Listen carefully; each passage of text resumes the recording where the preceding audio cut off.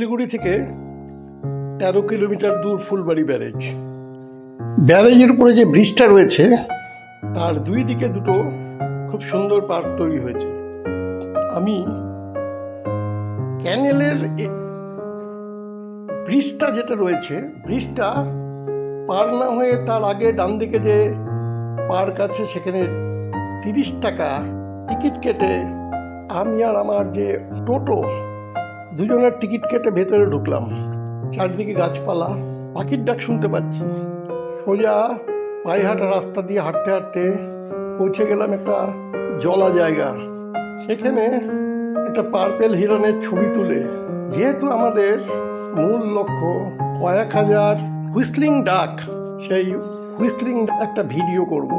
এই ভিডিওতে বন্ধুরা দেখতে পাবে কয়েক হাজার হুইসলিং ডাক এখানে রয়ে গেছে।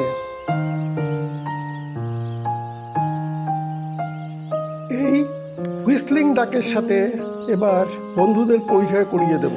এই হুইসলিং ডাককে টি ডাকস, এর সাব ফ্যামিলি ডেন্ড্রোসাইনি, ফ্যামিলি অ্যানাটিডে। এদের নামটা হয়েছে তারা হাই পিচড হুইসলিং কলের জন্য। এদের এই ডাকগুলো উঠতে উঠতে শোনা যায়। এই হুইসলিং ডাক সাধারণত 8 রকম স্পেসিস দেখতে পাওয়া যায়। ফুলবাস হুইসলিং ডাক, ব্ল্যাক বেলিড হুইসলিং ডাক, ওয়েস্ট ইন্ডিয়ান হুইসলিং ডাক, প্লান্ট হুইসলিং ডাক, হোয়াইট ফেসড হুইসলিং ডাক, লেজার হুইসলিং ডাক, পটেড হুইসলিং ডাক, ওয়ান্ডারিং হুইসলিং ডাক। এই হুইসলিং ডাকটা লেজার হুইসলিং ডাক।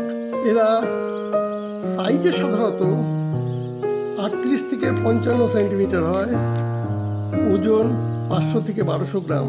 স্লেন্ডার লেগ এবং পা।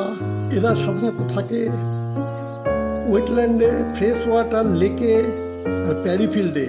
এটা সাধারণত আফ্রিকা, এশিয়া, অস্ট্রেলিয়া এবং মার্কিন যুক্তরাষ্ট্রে পাওয়া যায়। এদের খাওয়ার aquatic plants, grasses and grains, occasionally small aquatic invertebrates. এদের নেস্টিংটা সাধারণত ডেন্স ভেজিটেশন যেখানে আছে বা গাছের কোটরের মধ্যে থাকে। ভিডিওটা দেখুন, ভালো লাগলে লাইক দেবেন। এই ধরনের ভিডিও পেতে গেলে এই চ্যানেলে অবশ্যই সাবস্ক্রাইব করবেন।